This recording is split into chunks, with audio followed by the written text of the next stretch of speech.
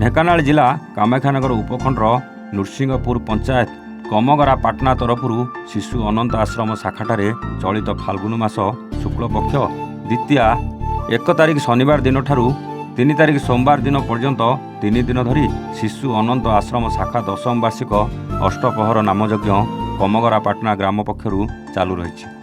ଆଖପାଖ ଅଞ୍ଚଳରୁ 3ଟି କୀର୍ତ୍ତନ ମଣ୍ଡଳୀ ଯୋଗ ଦେଇଛନ୍ତି। ପ୍ରଥମ ଦିନ ଶୁଭାଧିବେଶ କଳସ ଯାତ୍ରା କରାଯାଇ ପୂଜା ଆରମ୍ଭ ହୋଇ ଦ୍ୱିତୀୟ ଦିବସରେ ନାମଯଜ୍ଞ ଓ କୀର୍ତ୍ତନ ମଣ୍ଡଳୀଙ୍କ ଦ୍ୱାରା ନାମ ସଂକୀର୍ତ୍ତନ ହୋଇ ତୃତୀୟ ଦିବସରେ ପୂର୍ଣ୍ଣାହୁତି ହରିହାଟ ଓ ସଂକୀର୍ତ୍ତନ ଗ୍ରାମ ପରିକ୍ରମା କରିବା ସହ ହରିହାଟରେ ଯୋଗ ଦେବେ।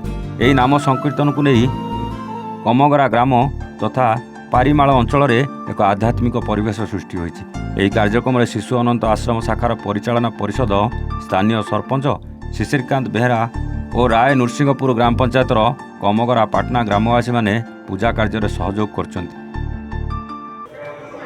ଓମ୍ ନମସ୍ତୁନନ୍ତାୟ ସହସ୍ରମୃତେ ସହସ୍ରପାଦାକ୍ଷି ଶିରଭାବେ ସହସ୍ରନାମ୍ନି ପୂଜା ଶାଶ୍ୱତେ ସହସ୍ରକୋଟି ଯୁଗଧାୟ ନମଃ।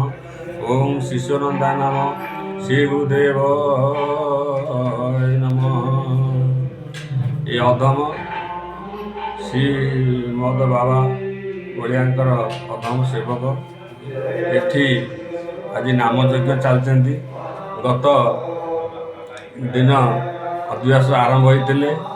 ଆଜି ନାମଯଜ୍ଞ, କାଲି ଆସନ୍ତାକାଲି ପୂର୍ଣ୍ଣାହୁତି ହେବେ, ହରିହାଟ ଆଉ ନଗର ସଂକୀର୍ତ୍ତନ ପରିକ୍ରମା ହେବେ।